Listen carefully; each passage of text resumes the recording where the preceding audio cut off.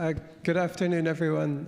Thank you all for being here. My name's Phillip Bloom. I'm the curator of the Chinese garden at the Huntington.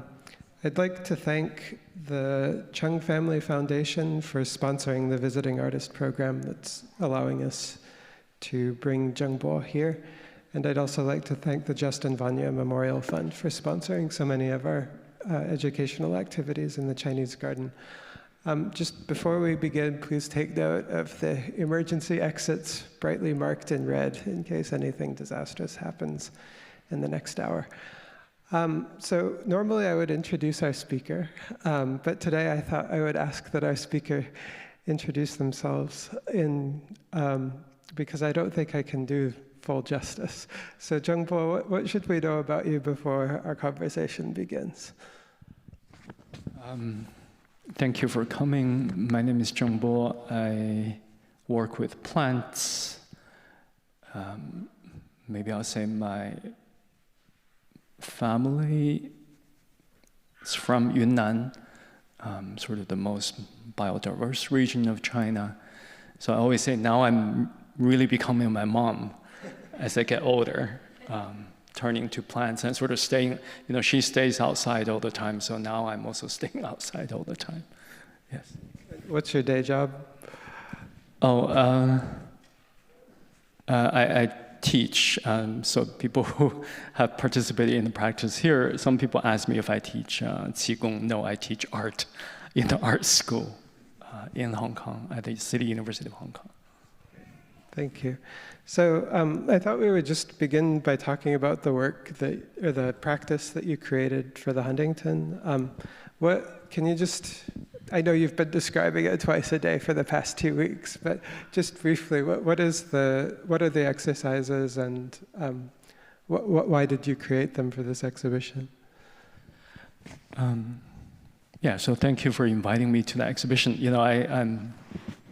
I told my family now I'm in a show with Ming Dynasty painters, so now I finally made it as an artist. So the work for the, I came and I thought to connect to history, but also to really bring participation into the Huntington Garden is through some kind of practice. So the project is called Wenxiang Baduanjin, Fragrant Baduanjin, or 8-section brocade. Baduanjin is a traditional Qi Gong practice. It's very simple. My mom does it, many people do it. So I added a new twist to incorporate smell, because the garden is full of plants, fragrant plants often. So when we do the Qi Gong practice, we also connect with the plants through smell.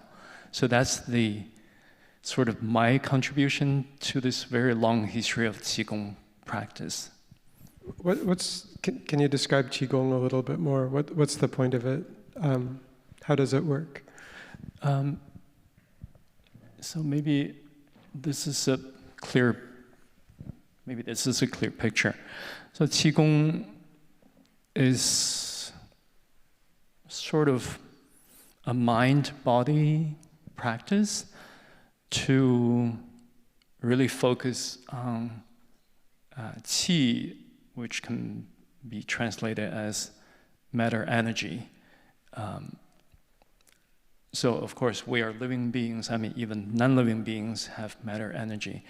But we can, through sort of meditative practice, we can sense our matter energy. We can also tune it so that we are more in peace with the universe, if I could put it in a very sort of simple way. That's the Qi Gong practice. So with the practices that you've created that incorporate inhalation and scent the inhalation of scent into Qigong. Do you envision that as creating a kind of energy exchange with the surrounding environment? It seems to me that often Qigong is more of a kind of self-focused practice. You're moving Qi within your own body, but not necessarily paying attention to any sort of exchange with the surrounding world. And I wonder if it's through scent that you're kind of expanding the parameters of that practice.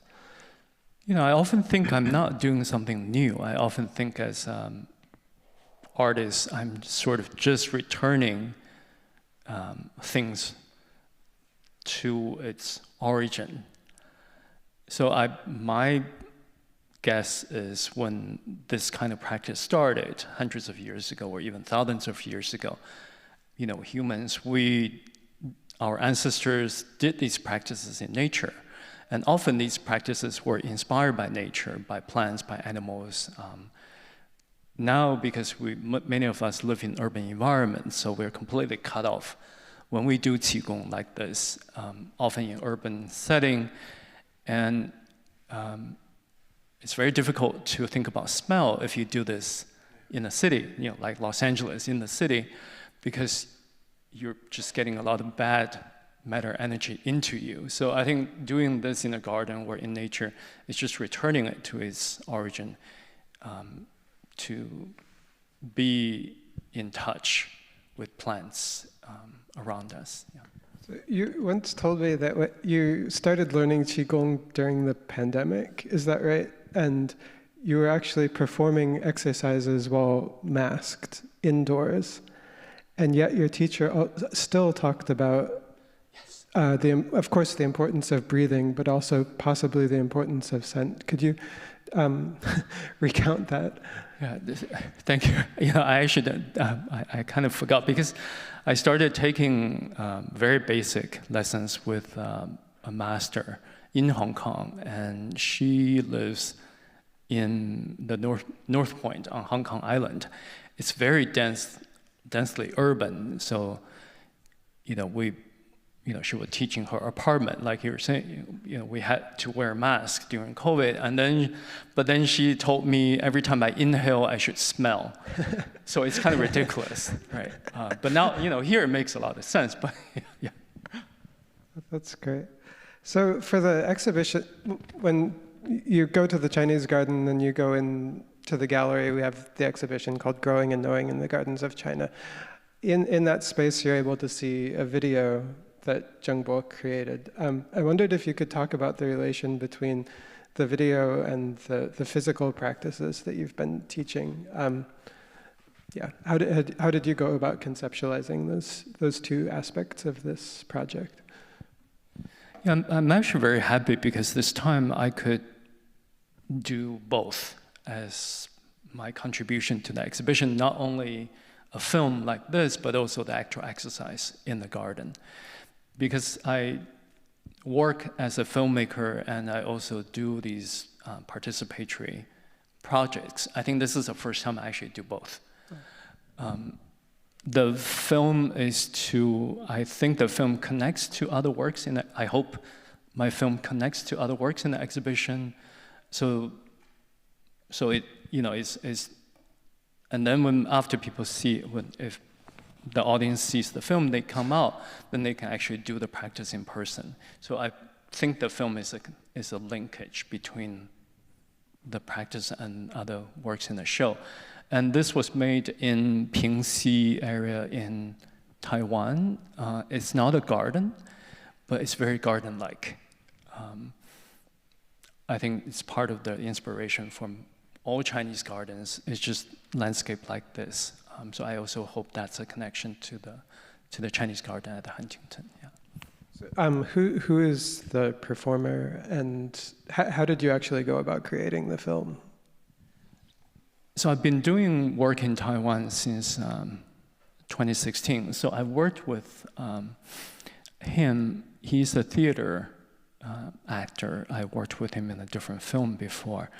I tried with traditional Qigong master, but it didn't really have the feeling that I wanted, because maybe I want more connection with nature. And I also want someone who's not too rigid in a way, because I think most people will approach this, I want people to feel at ease. I think this kind of exercise is actually very simple. Anyone can do it. I don't want this to look overtly difficult. So he's been practicing for a few years, but he's not a master in any sense. I think that's more relatable. And also, my partner made the woven costume. Again, I think, I want to return this to earlier period. Also, somehow I feel this is more in tune with the tropical climate in Taiwan. Yeah. Another very specific question, but can you talk about the calligraphy that appears in the video? It seems like there are multiple kind of references to the very distant past. You said that once that the skirt is almost meant to feel like something from an anthropological or ethnographic project, and then the calligraphy is very distinctive too. So this is a Chinese title of the work, 文香八段锦. It's in this, you're the expert, so this is the script that pre-Qin bronze vessels would use. So this will, be 3,000, 4,000 years ago.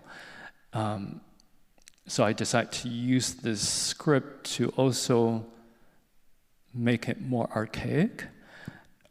The last character didn't exist at the time, so I assembled two characters to make this one. In my own practice, I often think, I hope my work is both futuristic, but also archaic, because maybe time is cyclical, not linear. That's great, thank you. So I also wanted to ask specifically about your time at the Huntington, since you've been doing the exercises twice a day for the past 10 days or so, with sometimes quite large groups of people.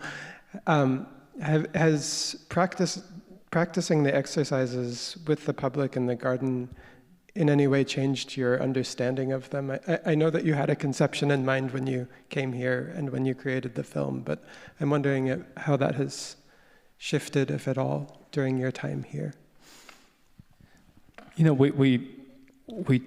We talked, and I came to visit, but this is a new work, right? So I was saying to your colleague Robert that I'm happy it actually works, because it's a conception in my mind before the public joins. So over the past 2 weeks, we've tried different locations in the garden. Every day is different. Sometimes larger crowd, sometimes smaller crowd, and then the weather's different, always different. The light is always different. But somehow I'm very happy the exercise does make sense. I think because the garden already has all these elements built in. There are fragrant plants. There are calligraphies that mention fragrance in different Chinese characters. So you and also your colleague, June, I guess over 20 years, you built the garden with all these elements already in the garden. So I could just come and sort of maybe tie things together a little bit to talk about multisensory experience in the garden, to talk about connection to plants through smell, and also talk about embodied practice in the garden. So I feel very grateful because as an artist, it never, something doesn't work if I just come and then there's nothing there. You know, I couldn't create something from scratch. So it's always built on something that's already so beautiful. Yeah. very glad it worked too. I thought it would, but it worked so much more spectacularly than I had ever imagined. It really, doing the exercises really has transformed my perception of what a garden I'm happy can you be. did it a few times. So I'm happy you were able to do it. And I mean, it's kind of silly to say, but it is something that has to be done bodily. It can't really be fully articulated, I think, how it changes your perception of the garden. I mean, I think for me, there's just a garden is so alive and also so complex. So it's almost infinite. So for me, it's 2 weeks. I've learned something about the garden, but far from enough. Well, I thought maybe we should talk more broadly about your works. Could you just begin by telling us a little, how does this work fit into your broader practice? So before turning to Qi Gong and doing it myself, sorry. I guess I have to click there.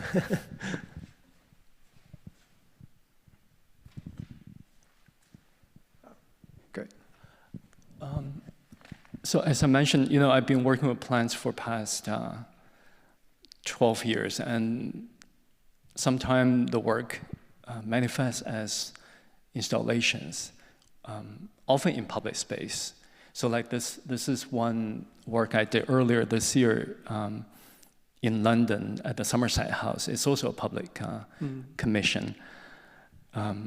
We planted these bamboo, different kinds of bamboos in the square, and the work is called Bamboo as Method in Chinese Gezhu. I think like here, as I get older, I'm very happy to connect to Chinese history. So this work makes reference to Ming Dynasty philosopher Wang Yangming. There's a famous story. He tried to become enlightened by studying bamboo. And so he sat in front of bamboo for 7 days, and he just completely lost himself, became sick. And then he turned inward. That's a very critical moment in Chinese philosophy. I mean, you're the expert on this. So as an artist in, sort of in contemporary period, I want to rework this story. So we planted bamboo and invited people to come to study bamboo by drawing a few leaves. And so, people come. This is a different version in Chengdu. But after people do these drawings of bamboo, we collect the drawings. And so people don't take the drawings, we actually compost the drawings. So the compost can go back to nature.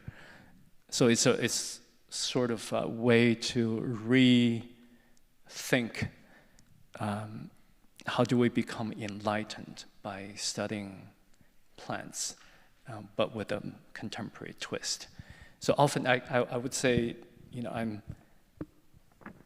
it's often about how to reconnect with plants through different medium, drawing, film, in Huntington practice, but also often think about historical precedents, how humans, our ancestors, related to plants in earlier periods. Yeah, so you mentioned these multiple practices. Some of these things are things you do every day, right? So like you draw, you find some means of connecting with plants every day. Is that right? Yeah, I try to do a drawing myself of plants every day. I think it's quite easy to do. There are always plants around us. I think if now I'm turning, I'm, like I mentioned to you, I'm also very interested in fish, but it's very difficult to draw or to see, here maybe in the garden, but to really see fish, tropical fish every day. But plants, there are plants everywhere, even in the desert. So I can spend some time with plants every day and perhaps do a drawing, perhaps do qigong. But you also have something you call eco-sensibility exercises. of which the fragrant 8-section brocade is one. What are some of the other exercises that you have done? So I've been thinking, like urban like contemporary humans, we're just very stupid, we're very dumb. So we have to train ourselves to become ecologically sensitive and also sensible. So I start to collect or sort of revise, reactivate, or sort of sometimes invent these very small, simple exercises to train myself, and also perhaps if people do it, they also become more ecologically sensitive. So I've taken people in Hong Kong to go to a very busy area and look for weeds to draw. So we will go to Central, which is very busy, but outside the subway station, we'll find some weeds in Central, and then we'll just sit there and draw weeds. So it's called drawing weeds practice. And there's also practice to do Qi Gong with trees. It's a very traditional practice called 采树气, collecting qi from trees. And in Germany, I also did dancing with the maypole dance. Now in villages, people would do maypole dance with a pole, but we did it with living trees. So practices like this, very simple, that can be done almost every day. At the same time that you have these practices focused very explicitly on plants, you've also worked extensively with politics. I think your training actually, your graduate training actually was in socially engaged art, and your practice was focused on that for, 10 years or so? Yeah, 10 years. So could you just talk more generally about the place of politics in your work, including potentially in your plant works? Okay. Oh, I forgot to say, my family is from Yunnan, but I grew up in Beijing. So I always say it's a curse to grow up in Beijing, because Beijing is so sort of saturated with politics. So I grew up in Beijing. Like most people in Beijing, I was fascinated with politics. So when I turned to plants, I also worked on how to think about politics now with plants in mind. I'll explain this work. So this is a living project, and the Chinese character says, so 5 Chinese characters, 社会主义好, which means socialism good. So this was the actual photograph from 1991, October 1st, our National Day in Beijing on Tiananmen Square. We always have massive floral arrangement. And I was in high school in 1991, and this is what's on Tiananmen Square. And it says socialism good. Which, a slogan that it was still around when I was young. So when I started to work with plants, I decided to replant this with living plants in soil. And after we planted the slogan, we didn't weed. So after 2 weeks, you start to have a weed come up, and after 2 months, you have a situation like this. So the slogan became the backdrop for weeds. And precisely because we made it into some kind of human pattern, so the weeds are even more obvious. So this is one way for me to think, what does it mean for socialism to be imagined if we go beyond humans? And then you also have a film directly called The Political Life of Plants. Yeah, so I still think about this from time to time, and a few years ago I started to make a film in the forest, in conversation with scientists actually, to think about how a forest practices politics.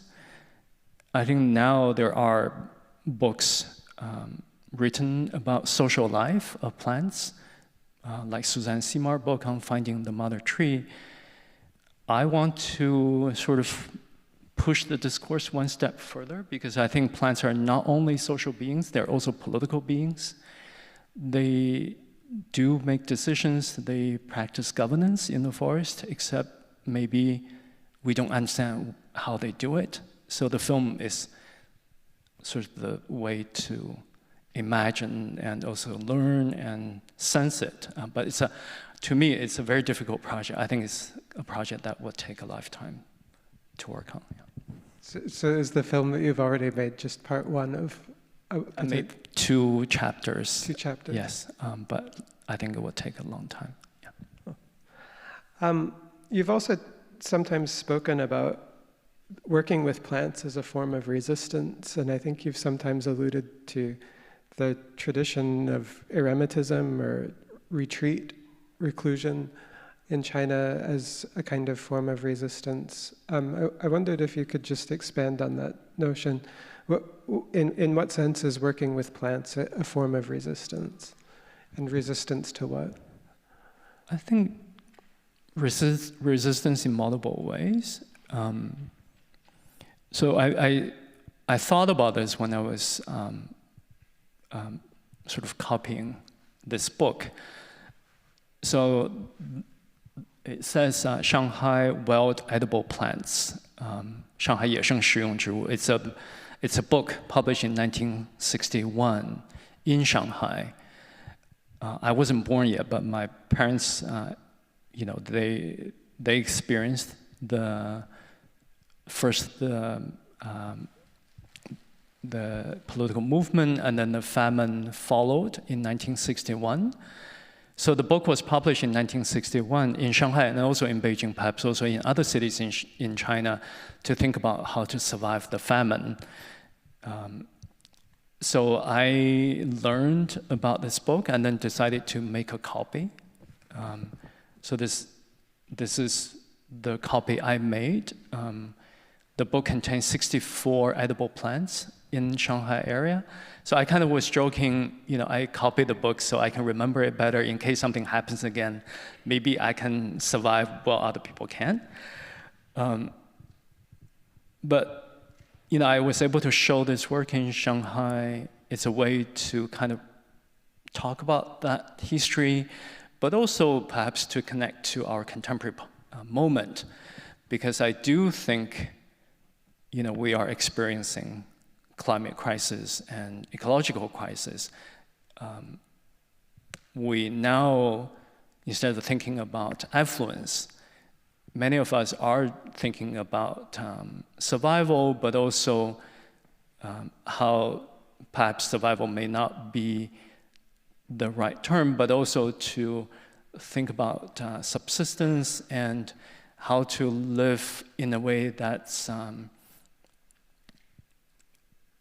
possible, not only for us, but also for other beings. So this is kind of a small work to gesture towards that.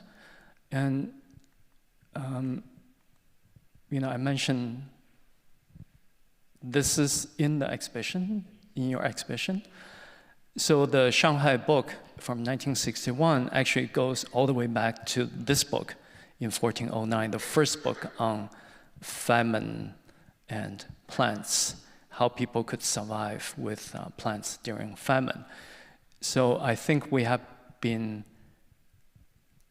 I would say in particular in China, I'm not familiar with other regions so much. I would say in China, we have been experiencing climate crisis for at least 6 centuries.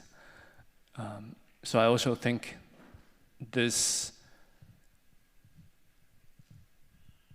our current thinking has to really connect to what we thought about historically, perhaps not sort of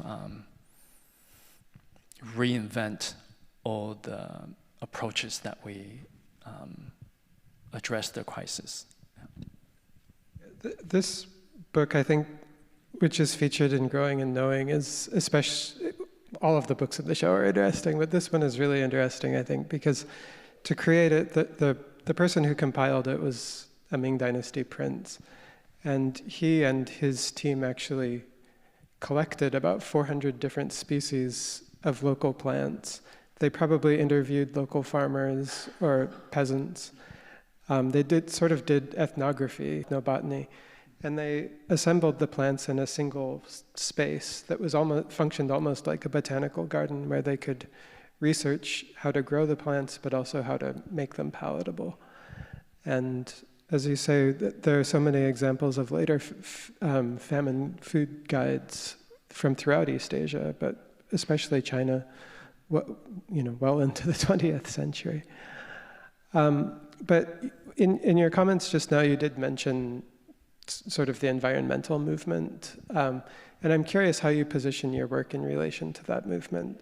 I get the sense that you're at least somewhat ambivalent about kind of mass movements to combat certain social issues or climate change issues. Your work feels to me very engaged with those issues, albeit from a perspective that's very different from what we typically hear from environmentalists. I think perhaps as Chinese artists, I think so many of us, so many artists, not just Chinese, not just, I'm not thinking just in China, but also so many artists are working on ecological issues. Yeah. And perhaps because of my cultural upbringing and also because of the philosophical traditions that I'm attracted to, I want to think about my own self-cultivation in relation to the larger crisis. I teach and I do these public projects, but I think often I'm thinking, how do I change my own life to think about my daily rhythm and my daily sensibility? How do I really tune myself beyond the modern system? To me, I think that's very real and very concrete, and I also believe it not only contributes to the larger social change, but also makes my life more meaningful and also pleasurable. Right. We can talk about that too, because I often think my view is, given when we are facing the climate crisis and ecological crisis, I do believe if we all turn to more meaningful ways of living, we will be able to solve the crisis. So I often don't think it's just the political movements, it's also how do I make my daily life more in tune with nature and actually more pleasurable. Not breathing the fume, but actually breathing fragrance. Yeah, so let's talk about pleasure then, because that is an idea that recurs in your body of work. It even appears in, I think, the titles of some of your works. So what is pleasure for you, and why has it become such an important part of the kinds of projects you've been doing?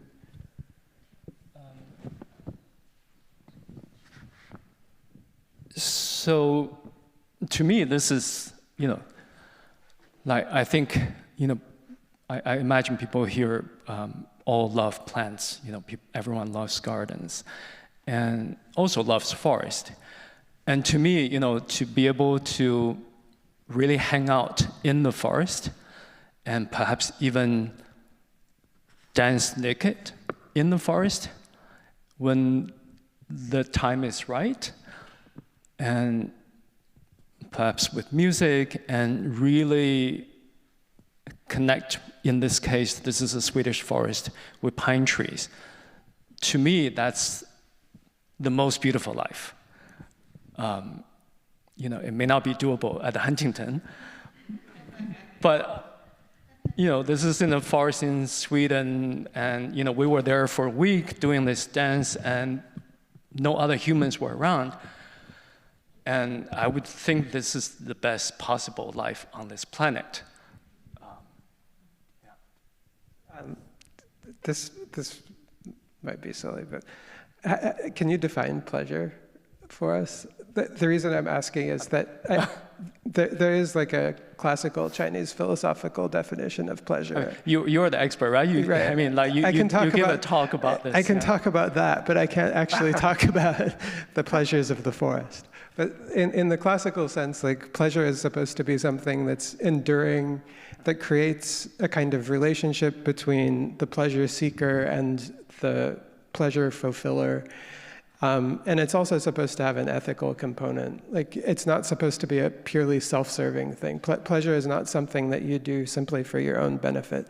Pleasure is generated through a relationship between two beings. And that relationship becomes pleasurable when it's long-lasting. And when it improves both sides, both parties. And I guess I'm kind of wondering if, I get the sense from your work that that's probably how you're thinking about it, even if you've not articulated it as such, but I'd be very interested to hear how you think about the nature of pleasure. I would say everything you said is actually in this work. But maybe I'll show another, this is a different dance between two dancers with a tree in the Gulf desert. And, maybe I'll just show, so this is a tree, sort of the only tree in this large area. And two dancers, one, she's from Philippines and he's from Syria. And you can see the tree is also very thorny. So I'm also thinking about pain and pleasure.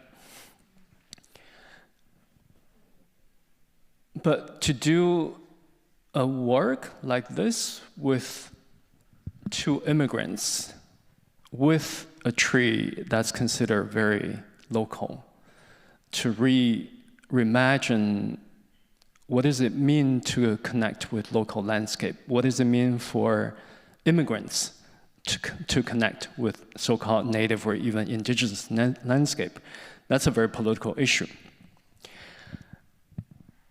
At the same time, I think they enjoy the tree, and I also believe the tree enjoyed them hanging out with the tree. There are also bees. There's a beehive in the tree. And, we enjoyed meeting the bees.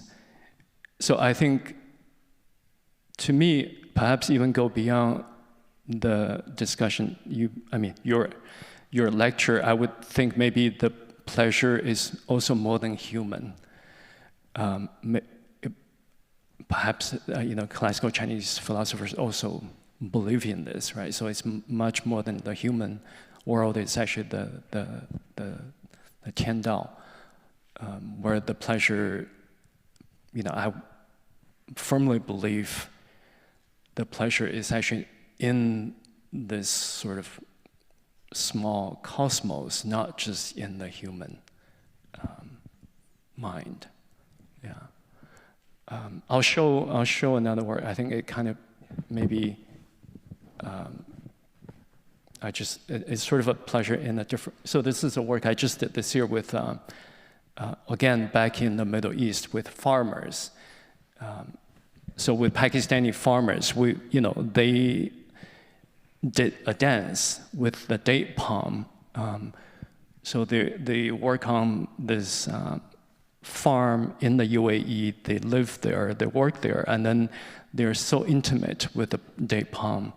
They go up the tree to harvest. And so I said, let's do a dance. We had a drummer, and they were so into it. And so they also made a swing. So this guy also made a swing with the palm leaves. And so he was dancing and then sort of pushing him to enjoy the swing.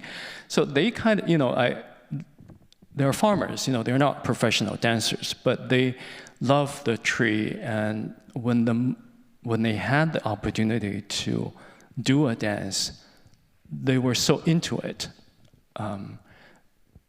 So I think it's always in us. Perhaps we do need these situations more often.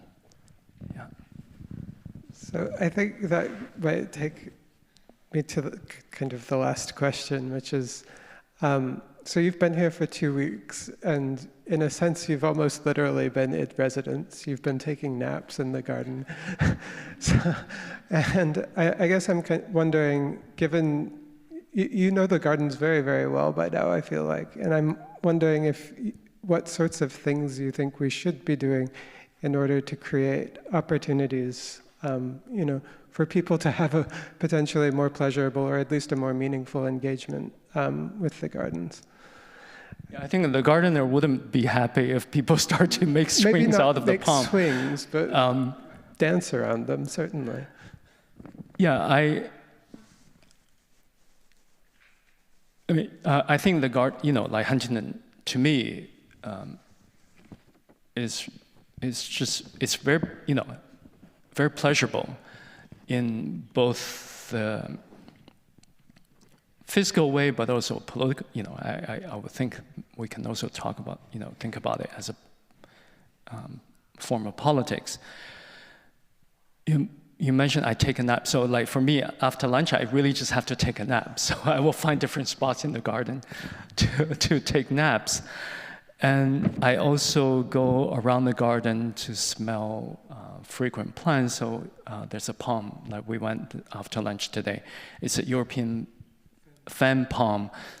It's so fragrant. I didn't know palms would be so fragrant until I just happened upon it. I think perhaps my experience, because I don't work here, I come to really enjoy the garden for 3 weeks. And also perhaps with the privilege of, my identity as an artist, perhaps more than different from a normal visitor, I think about how to enjoy the garden, perhaps not in a very sort of tamed way. I really go smell as many flowers as I can, and I would sit to do drawings, I would take naps, and we would do the practice in the garden. So perhaps, there are, I think there are ways that more people can experience the garden in that way, not in a destructive way, of course, but I think if we don't trample the ground, we go smell the flower, we sit to do a drawing, it doesn't bother other people to take a nap in the garden. I think it will make the garden be more part of our living experience, not just an object. Thank you. Thank you so much for being here, and thank you truly for having transformed the way that I experience and think about our garden through the exercises that you've developed. I thought we would take maybe 10 minutes or so for questions from the audience. There are 2 microphones, one there and one there, and I would ask that you go up to the microphone to pose your questions, and then Zheng Bo will respond. So please, the microphones should be turned on. Perhaps we can start with you. Yeah. I have 2 questions and 1 comment. The first question is, you mentioned having been born in Yunnan, and then you mentioned about your mother's, I guess, connection with botanicals. So I'm curious whether you are saying that you are a Han majority Chinese, or are you also a minority Yunnan province minority community with the different relationship with the plants, which is very biodiverse in Yunnan? So that's first question. The second question is, I saw a map with 10 spots in Huntington where I guess it's like Tai Chi or something spots. So I'm curious whether you found any specific spots that have a better energy, and I would love to see the spots as a photograph rather than spots on the map. There is a map I've seen. Maybe that was for the volunteers. But the point is there were maps of various places in the garden that you have identified as good places for meditation, Qigong, or whatever. And the last thing is that with so many mention of trees, I thought I would mention that there is a Heart Math Institute. It's heart as in heart and math as in mathematics. They have put sensors, magnetic sensors on trees all over the world to measure the magnetic kind of frequency or whatever you have. And you can go online to look for this. Thank you.